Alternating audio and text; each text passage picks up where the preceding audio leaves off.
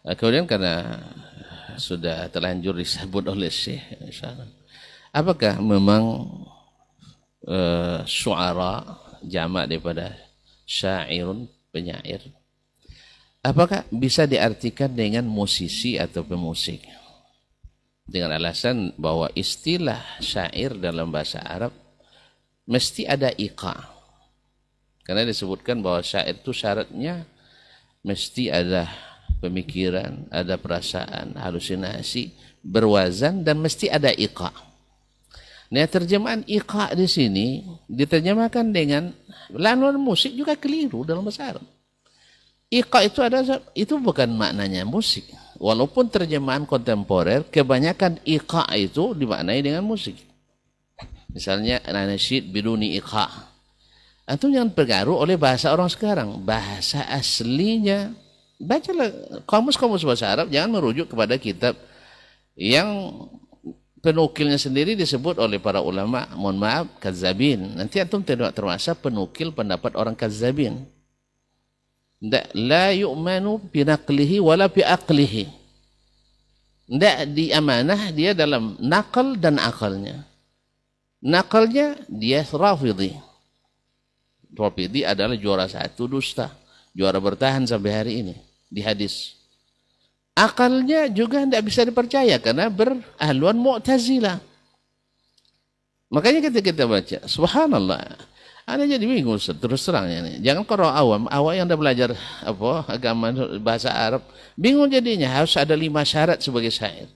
Yang selama ini kita belajar bahwa syair itu ada qafiyahnya, ada wazannya. Adapun yang lain-lain itu bukan syarat, tapi dia hanyalah sekedar pelengkap. Tapi oke lah, kita terima syarat itu. Tapi iqa jangan diartikan yang musik. Iqa itu adalah oktav. Makanya menerjemahkan penyair dengan pemusik atau syair dalam bahasa Arab mesti bermusik adalah kekeliruan besar.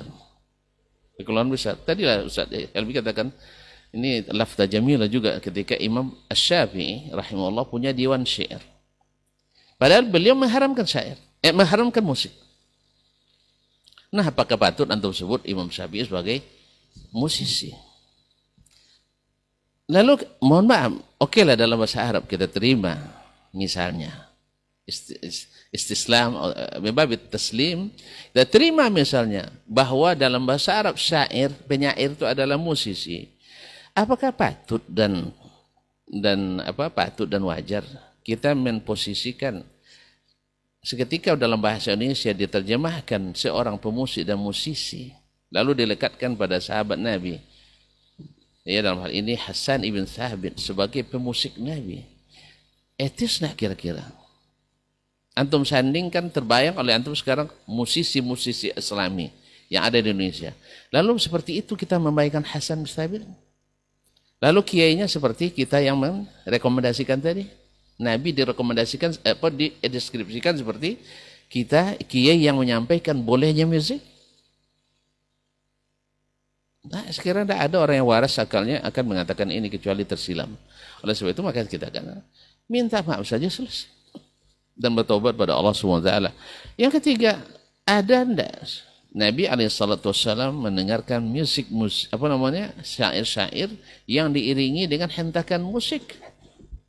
Ini terangnya seperti, malamnya seperti siang. Seperti kata Ustaz Elmi dalam ceramahnya. Diambil dari hadis. Lailuha kanahariha.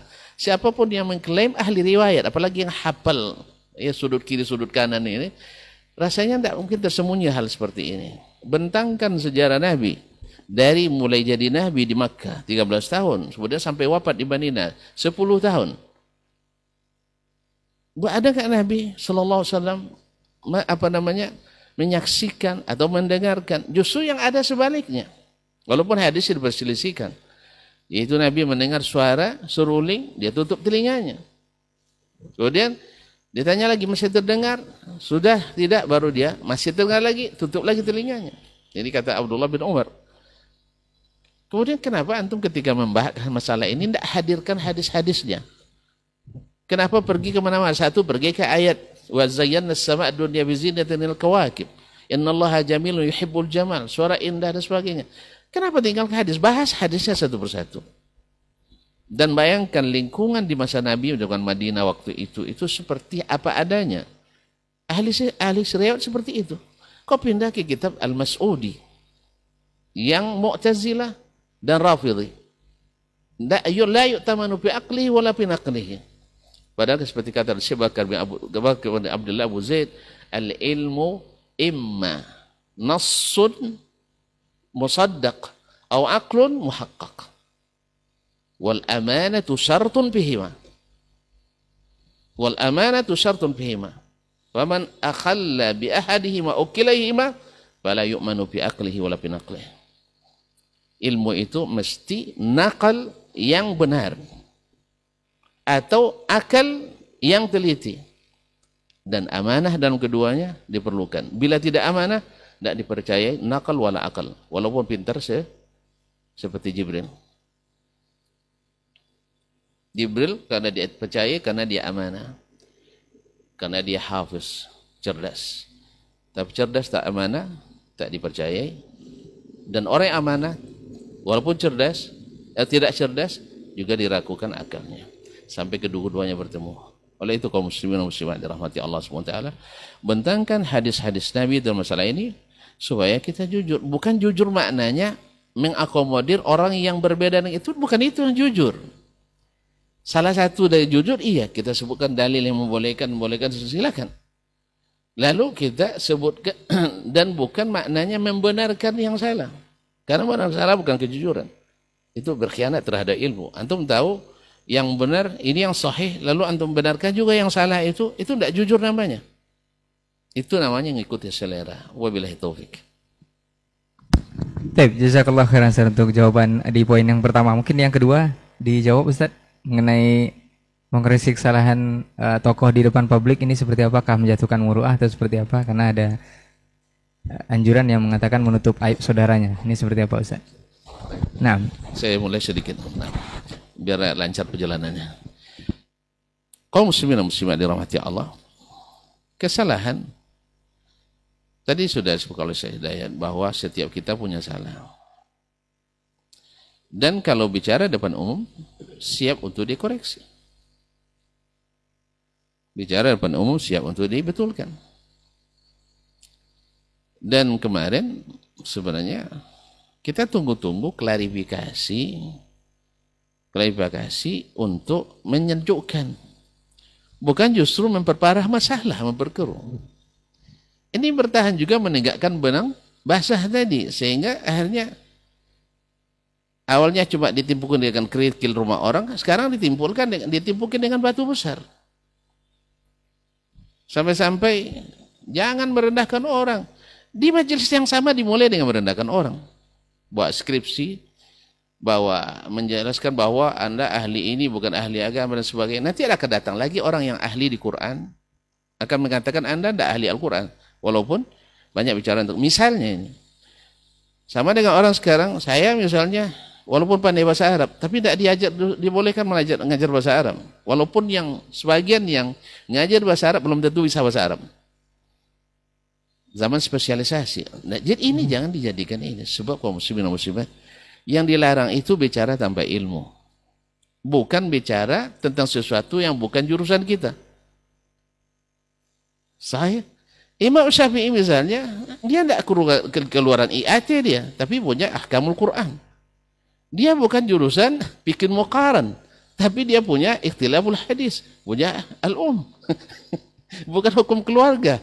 Dia punya, dan bukan jurusan bahasa, tapi punya Diwan Syair. Beliau ada seperti kata Imam Syam An-Nahwi, kalamus Syafi'i hujjatun fil lugha. Jadi yang dilihat bukan jurusan latar belakang pendidikan, tapi berilmu dia atau tidak, bahasa ilmunya.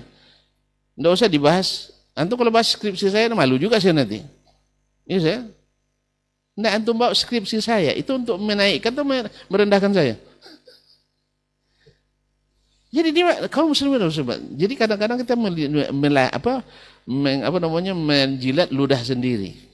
Nah, saya harap makanya ketika kesalahan dilakukan di depan umum, tentu penasihat di depan umum, karena barangnya sudah dipublish. Nabi sendiri alaihissalatu wassalam, kan dia tidak lakukan di depan umum. Turun ayat diumumkan, dibaca sampai hari kiamat. Alis kadzalik. Karena sudah dilihat orang. Supaya bisa dibenarkan. Nah sekarang kepada para pengikut, jangan hilang pati karena ketujuh. Ini Ustaz saya harus benar terus. Jangan nanti keluar lagi maha benar Ustaz Dasman yang segala kecerdasannya. Tidak boleh. Ya, yang boleh adalah sadaqallahu wa sadaqa rasuluhu sallallahu alaihi wasallam. Bukan sadaqa Dasman ala maqal. Itu tidak boleh. Tapi seperti kata dokter tadi, kita memang tidak ada kita memposisikan diri, tidak boleh menyalahkan, tidak. Itu bukan mazhab kita. Dan bukan manhajnya as-salaf. Bukan manhajnya al-sunnah. Bahwa tidak boleh saling menyalah itu tidak ada cerita dalam metodologi ilmu. Metodologi ilmu itu ada salahkan yang salah, benarkan yang benar, itu metodologi ilmu. Sedangkan membiarkan yang salah, itu kan metode ilmiah. Itu metode orang awam itu, lalu dianggap seperti orang ilmiah. Kalau tidak itu buku-buku begitu aja cerita. Ikhtalafal ulama fi mas'alati kadza ila thalathati aqwal. ذهب الشافعية إلى كذا ذهب الحنفية إلى كذا ذهب المالكية إلى كذا وأما أدلتهم وكذا مناقشة الأدلة والترجيح أسباب الترجيح وثمة الخلاف. Silakan antum tarjih masalah haram, itu urusan antum.